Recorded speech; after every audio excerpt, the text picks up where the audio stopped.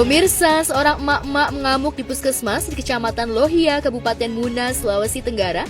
Lantaran honor selama 5 bulan sebagai petugas kebersihan di puskesmas tersebut tak kunjung dibayarkan. Ini coba kirim kalian saya kirim, ini sama apa? Ini sama apa kan salah?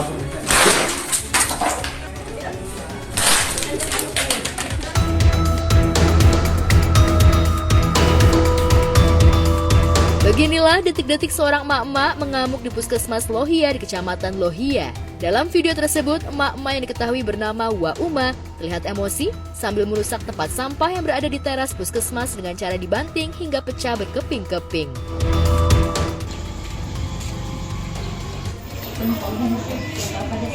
Tentang seorang wanita yang mengamuk karena gajinya 5 bulan belum dibayar di puskesmas di Sulawesi Tenggara, yang menurut saya memang mungkin sebagai manusia pasti kita akan melakukan hal yang sama ya, apalagi ini gaji yang 5 bulan belum dibayar dan kita sudah bekerja selama 5 bulan tapi gaji kita belum dibayar, wajar kita menuntut hak kita, apalagi kan mungkin dia punya kebutuhan lain yang harus dipenuhi sehingga dalam keadaan terdesak dia jadi mengamuk di puskesmas tersebut untuk menagih janjinya.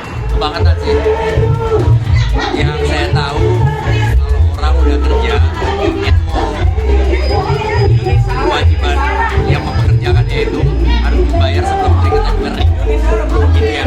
Jadi kalau sampai 5 bulan sih itu bukan kering lagi. Ya emang wajar kalau sampai yang bersangkutan marah.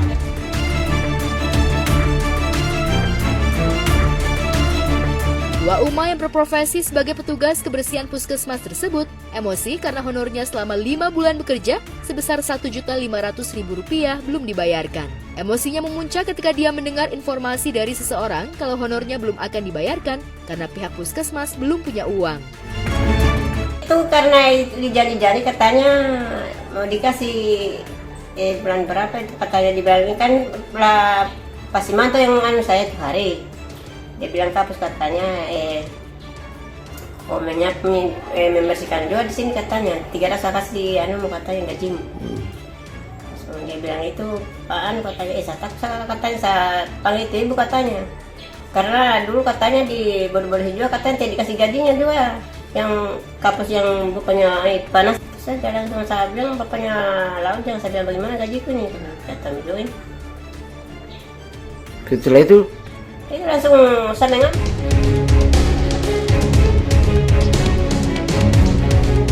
Setelah video tersebut viral, belakangan honor Wa Uma sebesar Rp1.500.000 langsung dibayarkan sehari pasca kejadian tersebut. Meski sudah menerima honor tersebut, Wa Uma mengaku masih ada tunggakan honor sebelumnya selama 6 bulan yang hingga hari ini belum dilunasi. Ya semoga ini bisa dapat jalan keluar yang terbaik. Semoga pihak puskesmas bisa memberikan klarifikasi atau mungkin memberikan gajinya. setelah itu gajinya ibu dibayarkan nggak? Iya sudah. Kapan dibayarkan? Hari Jumat. Hari Jumat. Sebesar berapa itu gajinya ibu? 1 juta sekian. Tapi ibu masih dipekerjakan terus ini? Disuruh lagi katanya begitu tapi nggak tahu.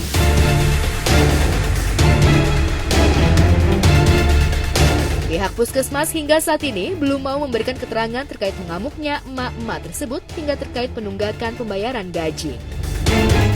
Ada stafnya puskesmas di waktu itu? Ramlan, orang-orang di dalam tapi dia saja saya tidak ada.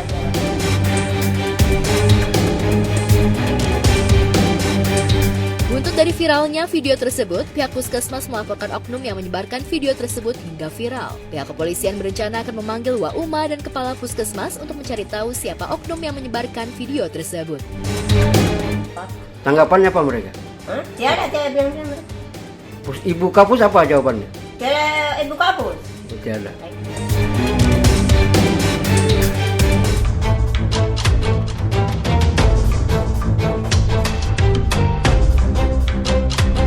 Sementara itu di lain peristiwa, kasus hukum Inara Rusli dengan Virgon belum juga usai. Kendati keduanya telah resmi bercerai, namun sederet permasalahan hukum masih menjerat Inara Rusli. Sehari sebelumnya, ibu 3 orang anak itu diperiksa terkait illegal akses. Sementara pada kasus lain, sidang perdata terkait hak royalti antara Inara Rusli dengan Virgon kembali digelar di Pengadilan Negeri Jakarta Pusat Rabu kemarin.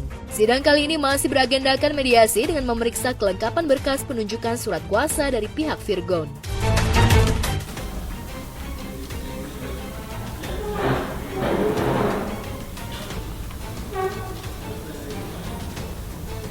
Agenda hari ini adalah kami mewakili dari klien kami, Virgon, untuk menyampaikan surat kuasa, hanya itu aja. Karena kami juga baru ditunjuk. Masih proses mediasi, nanti seperti yang majelis katakan tadi 30 hari.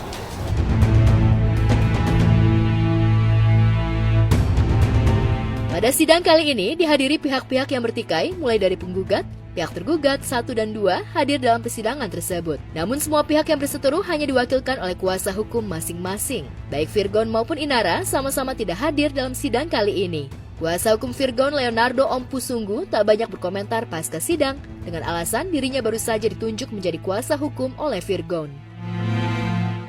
Virgon hari ini nggak datang? Ya nggak hadir. Kami mewakilinya kami. Mungkin ada pesan apa sih yang disampaikan oleh Virgon melalui apa sebagai kuasa hukum? Karena ini baru kami terima berkasnya, jadi kami perlu juga koordinasi sama klien. Jadi untuk sekarang mungkin saya nggak bisa ngasih keterangan yang banyak. Gitu. Mohon maaf sebelumnya. Sebenarnya dilakukan karena waktu pemanggilan pertama itu tergugat 1 dalam hal ini saudara Virgon tidak hadir. Oleh karena itulah kemudian hari ini alhamdulillah bisa hadir sehingga semua pihak lengkap. Penggugat, tergugat 1, tergugat 2, tergugat 3 dan turut tergugat hadir dalam hal ini sehingga hakim bisa memutuskan bahwa minggu depan rencananya itu mulai dilakukan proses mediasi.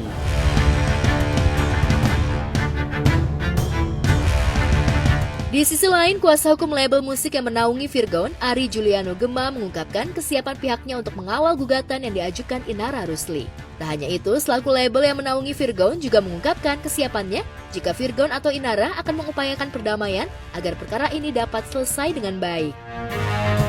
Terus terang kalau kami dari DRM dan DRP memang belum mendapat kabar hal itu berkenaan dengan bagaimana penyelesaiannya di antara mereka gitu ya. Tapi kalau kami sih selalu siap apabila memang mereka dari pihak mereka dalam hal ini penggugat juga kemudian mencabut gugatannya karena akan ada upaya perdamaian ya berarti kasus ini berarti akan berakhir gitu.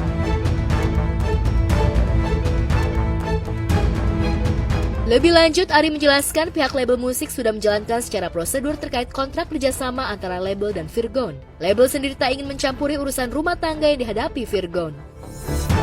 Sebenarnya dalam hal ini kan kalau dari tiga tergugat ya, tergugat 1, 2, dan 3 sebenarnya kan punya kepentingan yang sama gitu ya. Bahwa memang di sini pertama adanya ketidakjelasan berkenaan dengan sebenarnya apa yang dipermasalahkan. Apakah pengalihan hak cipta atau pengalihan royalti atau pengalihan lisensi, ini menurut kami dalam gugatannya ini sangat tidak jelas. Kalau hak cipta itu adalah hak yang dipegang oleh penciptanya sampai kapanpun abadi, yaitu adanya hak moral tadi. Sedangkan hak ekonominya memang bisa dialihkan. Tapi dalam kasus ini gitu tidak ada pengalihan hak cipta.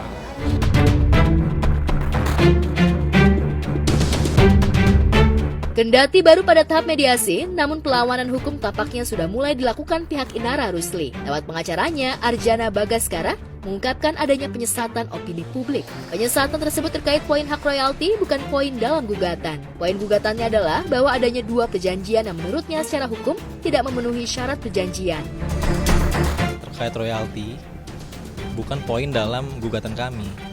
Poin dalam gugatan kami adalah bahwa ada 2 perjanjian yang menurut kami secara hukum tidak memenuhi syarat sah atau tidaknya suatu perjanjian.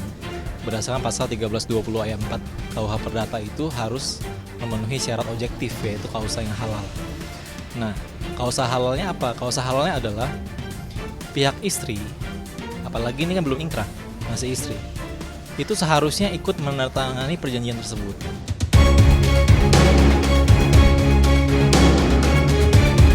Sidang kembali digelar Rabu depan dan majelis hakim meminta agar prinsipal dalam hal ini, Inara dan Virgon diharapkan hadir untuk jalani sidang mediasi. Pihak Inara berharap Virgon bisa hadir di agenda sidang berikutnya. Pasalnya beberapa waktu sebelumnya, pelantun tembang Surat Cinta untuk Starla itu sempat melakukan pengalihan hak royalti secara sepihak ke label-label tanpa seizin Inara Rusli selaku mantan istrinya. Nah, poin mengenai apakah ada hak cipta yang dialihkan atau royalti, kita bisa lihat semua masyarakat bisa lihat di dalam data dari pangkalan data Dirjen Haki, 4 lagu yaitu Surat Cinta Untuk Sarla, Bukti, Orang Yang Sama, dan Saat Kau Telah Mengerti. Pemegang hak ciptanya siapa? Pemegang hak ciptanya kan turut tergugat 2 dan juga turut tergugat 3. Itu yang kedua. Yang di salah satu pasal berbunyi 80% royalti diberikan oleh pihak mereka kepada Bapak Virgon. Terlepas royalti ini peruntukannya untuk nafkah istri, nafkah anak, ataupun kebutuhan keluarga, tetap royalti ini kan adalah harta bersama.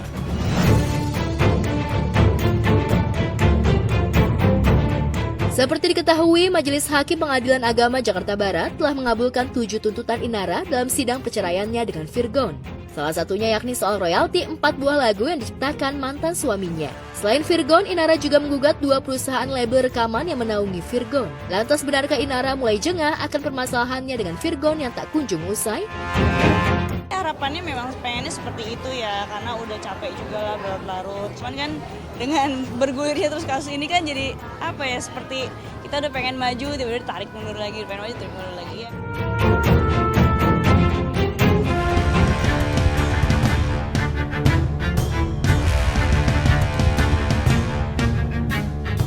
Beralih ke kasus perceraian, Pengadilan Agama Depok kembali menggelar sidang permohonan cerai yang diajukan Catherine Wilson terhadap suaminya Idam Mase. Keduanya tampak hadir di persidangan dan menjalaninya dengan legowo. Saat masuk ruang persidangan, keduanya mengaku sudah sepakat dan ikhlas untuk bercerai. Saat ditanya alasannya mengapa bercerai, keduanya kompak menjawab sudah tidak ada keharmonisan dan ingin sepakat untuk menjalani hidup masing-masing ke depannya.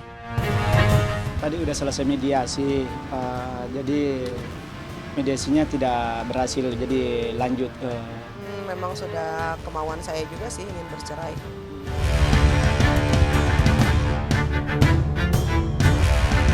Usai menjalani sidang, Idam Mase mengungkapkan kalau proses mediasi yang dijalaninya tidak berhasil dan gagal. Ada banyak permintaan dari Catherine Wilson yang belum sanggup dipenuhi oleh Idam. Tidak dijelaskan secara rinci oleh Idam karena sudah masuk ke dalam pokok perkara. Namun salah satu faktornya adalah keduanya yang harus sering menjalani hubungan jarak jauh selama menikah. Namun faktor ini justru sudah disepakati oleh Catherine di perjanjian pranikah. Seperti diketahui, Idam lebih banyak tinggal di Makassar, sementara Catherine Wilson lebih sering tinggal di Jakarta. Hal itulah yang membuat artis yang berprofesi sebagai model yang biasa disapa Keket itu tetap ngotot bercerai dari dirinya.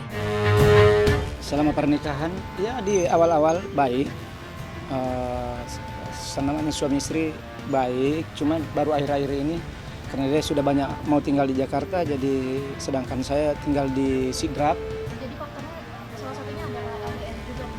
Ya begitulah. Ya dari bukan hanya LDR aja, tapi ini tanggung jawabnya yang tidak ada gitu.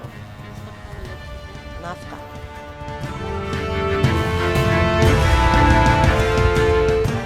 Perihal nafkah, Idam tetap bertanggung jawab dalam memberi nafkah saat pernikahan, bahkan bukti transfer dan lain-lain akan ia buktikan di persidangan nanti. Adapun hal-hal yang di dalam materi gugatan Ibu Catherine itu bisa kita bantah. Misalnya apa yang tadi teman-teman bilang masalah nafkah itu, seperti saya bilang nafkah itu tidak boleh ditetapkan berapa dan antara suami dengan istri punya hak dan kewajiban masing-masing.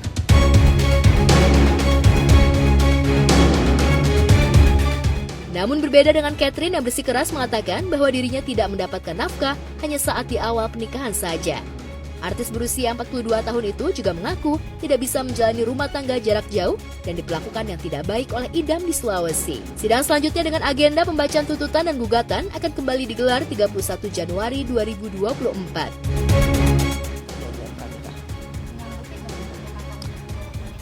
Awalnya iya, tapi lama-lama kan enggak gitu. Jadi ya inilah yang terjadi jadinya perpisahan. Tadinya malah saya bolak-balik Jakarta. Kalau ada kerjaan ke Jakarta, kalau nggak ada kerjaan balik lagi ke sana gitu. Tapi kan di sana juga saya kan diperlakukannya seperti apa gitu. Jadi ya buat apa? Saya ditinggal-tinggal juga buat apa? Mendingan saya di Jakarta.